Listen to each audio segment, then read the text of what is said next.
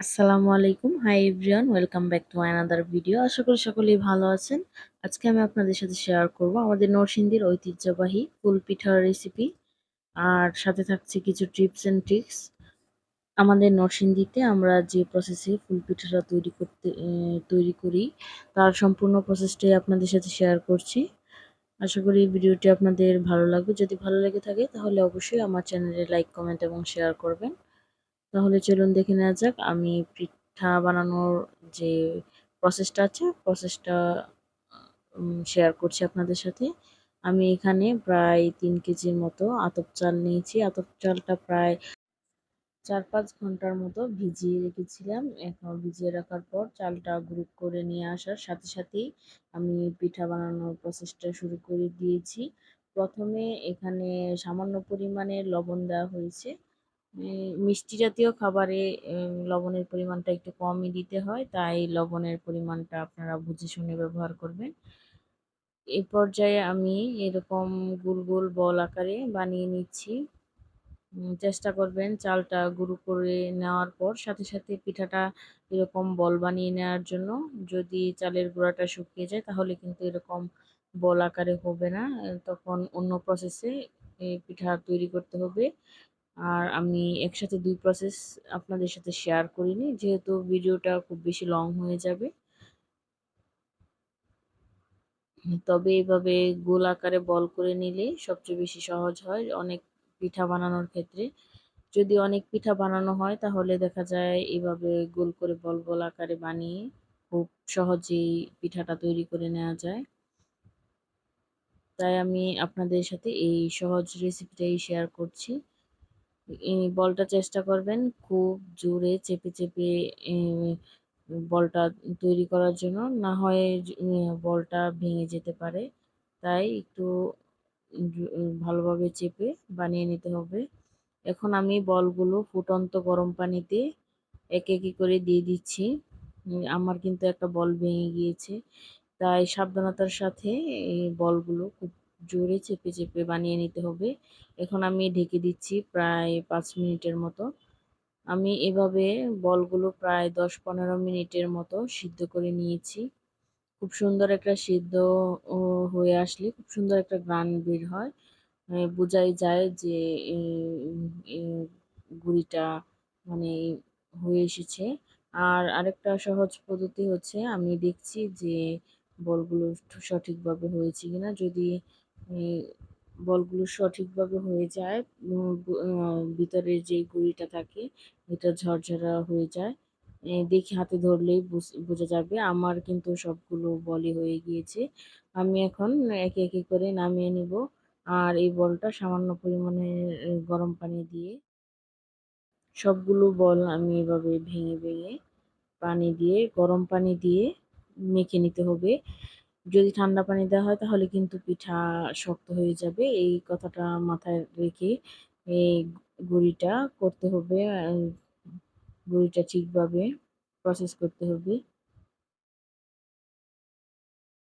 চামচের সাহায্যে সবগুলো বল ভেঙে নেওয়া হচ্ছে। এখন আমি একটা মগ দিয়ে গরম পানি উপরে ঢেলে দিচ্ছি আর খুব ভালোভাবে মিশিয়ে নিচ্ছি।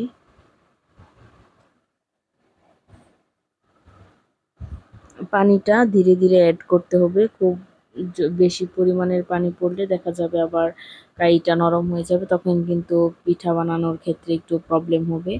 মানে পিঠার যে ফুলটা তৈরি করবেন সেটা সুন্দরভাবে হবে না। সবগুলোই বল এভাবে সিদ্ধ করে নেওয়ার পর এইভাবে হাত দিয়ে সবাই মিলে মেখে নিচ্ছি।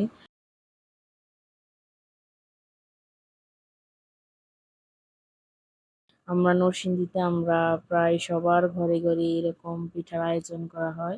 অনেকে মিলে একসাথে বসে এরকম পিঠা বানানো হয়। খুবই ভালো লাগে এরকম একসাথে সবাই বসে পিঠা বানানোর ক্ষেত্রে অন্যরকম একটা আমেজ, ঈদের একটা আমেজ রয়েছে। এরকম লেচি কেটে কেটে এরকম গোল গোল করে রুটির মতো ভারী করে বানিয়ে নিতে হবে। আমি একটু কাছ থেকে দেখাচ্ছি ঠিক কেমন আকারে বানিয়ে নিচ্ছি।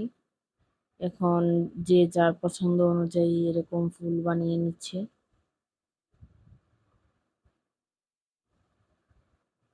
আমার চ্যানেলে আমি কিছু নকশি পিঠার ভিডিও শেয়ার করেছি। আপনারা চাইলে নকশি পিঠার ডিজাইন দেখে নিতে পারেন। আমি এখানে এ সবগুলো পিঠা একসাথে বানিয়ে তারপর এরকম বিছিয়ে রাখা হয়েছে। যখন একসাথে অনেকগুলো হবে তখন ভাজার প্রসেসে যেতে হবে। আর কি ভেজে নিতে হবে পিঠাগুলো। যে আমার অনেকগুলো পিঠাই বানানো হয়ে গিয়েছে। এখন আমি পিঠাগুলো ভেজে নিব। তার জন্য কড়াইয়ের মধ্যে পর্যাপ্ত পরিমাণের তেল দিয়েছি। যেহেতু ডুবো তেলে ভাজতে হয় তাই তেলের পরিমাণটা একটু বেশিই দিতে হবে। একে একে করে আমি পিঠাগুলো ভেজে নেব। আর এই পর্যায়ে লক্ষ্য রাখতে হবে পিঠার তেলটা যেন খুব হিট হয়। উম পিঠার তেলটা যদি খুব ভালোভাবে গরম হয় তখন পিঠাগুলো দিতে হবে। পিঠাগুলো দেওয়ার পর সাথে সাথে পিঠাটা উপরে উঠে আসবে আর চুলার আঁচটা একবারে লো হিটে, খুব লো হিটে দিয়েই ভেজে নিতে হবে। এরকম উল্টিয়ে এপাশ ওপাশ দুই পাশেই ভেজে নিতে হবে। আর পিঠাটা গোল্ডেন ব্রাউন করে ভেজে নিতে হবে। খুব কড়া ভাজা যাবে না, এতে করে কিন্তু পিঠার রংটা নষ্ট হয়ে যাবে। আসলে সুন্দর একটা কালার আসবে না, যেহেতু পরবর্তীতে আবারও ভাজা হবে। পিঠাটা লক্ষ্য রাখতে হবে ভিতরের দিকটাও যেন কাঁচা না থাকে, ভিতরে এবং বাইরে ও সব দিকটাই যেন খুব সুন্দরভাবে হয়ে আসে। এরকমভাবে ভেজে নিতে হবে যেন পিঠাটা মচমচে হয়। তার জন্য চুলার আঁচটা কিন্তু লো হিটে রাখতে হবে। যখন সর্বপ্রথম পিঠাটা ছাড়বেন গরম তেলে, তখন তেলটা যেন খুবই গরম থাকে। তখন চুলার হিটটা বাড়িয়ে দিয়ে তারপর চুলার মধ্যে পিঠাগুলো দেওয়ার পর চুলার হিটটা কমিয়ে দিতে হবে। এটাও কিন্তু একটা টিপস ফুল পিঠা বানানোর ক্ষেত্রে। আমি প্রায় সপ্তাহখানেক বা ১৫ দিন পরে আমি এই পিঠাগুলো বেজে নিচ্ছি। ফুল পিঠা কিন্তু বানানোর সাথে সাথে দেখা যায় শিরার মধ্যে দিলে পিঠা কিন্তু নরম হবে না। এটাকে প্রায় কিছুদিন ১০-১৫ দিন আগে বানিয়ে রাখতে হবে। এরপর তেলে ভেজে শিরার মধ্যে দিতে হবে। হয় কিন্তু পিঠা নরম হবে না। আমি প্রায় ১০-১৫ দিন পরে, আমার সঠিক মনে নেই, হয়তো ১৫ দিনই হবে আমি এরকম আহ, পিঠাগুলো দ্বিতীয়বার ভেজে আমি শিরার মধ্যে দিচ্ছি। আর শিরাটা বুঝবেন যেন ফুল পিঠার ক্ষেত্রে কিন্তু আহ, শিরাটাই মেন। যদি গুড়ের শিরাটা ভালো না হয় তাহলে কিন্তু পিঠা নষ্ট হয়ে যায়। অনেক ক্ষেত্রেই দেখা যায় শিরা ভালোভাবে হয় না বা শিরা দেওয়ার পর পিঠার উপর বসে যাইতে কিন্তু পিঠাটা দিয়ে যায়। তার জন্য সবসময় চেষ্টা করবেন ভালো মানের শিরা ব্যবহার করার জন্য। আর শিরাটা যখন আঠালো আঠালো ভাব হয়ে আসবে তখন বোঝা যাবে যে শিরাটা হয়ে এসেছে। দ্বিতীয়বার ভাজার ক্ষেত্রে দেখা যায় খুব বেশি ভাজতে হয় না, এই উল্টিয়ে পাল্টিয়ে এই হয়ে এই সামান্য পরিমাণে ভেজে আসলে। আর পিঠাটা যখন হয়ে আসবে তার একটি বোঝার উপায় হচ্ছে পিঠাটা নিচে চলে যাবে। পিঠাটা দেওয়ার পর উপরে বুদবুদ করে ফেনা ওঠার পর পিঠাটা কিছুক্ষণ এভাবে ভাজার পর দেখা যাবে পিঠাটা আস্তে আস্তে তেলের মধ্যে নিচে নেমে যাবে। তখন বুঝতে হবে যে পিঠাটা হয়ে এসেছে। তখন নামিয়ে পিঠাটা শিরার মধ্যে এভাবে ডুবিয়ে দিতে হবে।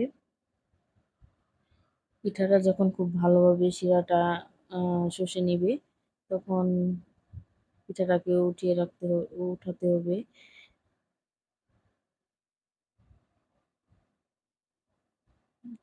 পিঠাগুলো যে কতটা মজার হয়েছে এবং মচমচে নরম হয়েছে, মোলায়েম হয়েছে, আপনারা যদি আমার এই প্রসেসটা ফলো করেন তাহলে অবশ্যই বুঝতে পারবেন পিঠাগুলো যে কতটা মজার হয়েছে। আশা করি ভিডিওটি আপনাদের উপকারে আসবে। আর আমার এই ভিডিওটি যদি আপনাদের ভালো লেগে থাকে তাহলে অবশ্যই আমার চ্যানেলটিকে সাবস্ক্রাইব করবেন এবং ভিডিওটি দেখার পর একটি লাইক দিবেন, কমেন্ট করবেন এবং শেয়ার করবেন। বেশি বেশি আমার ভিডিওটি শেয়ার করবেন। যেহেতু আমার চ্যানেলটা নতুন, তাই আপনাদের সাপোর্ট আমার খুবই প্রয়োজন।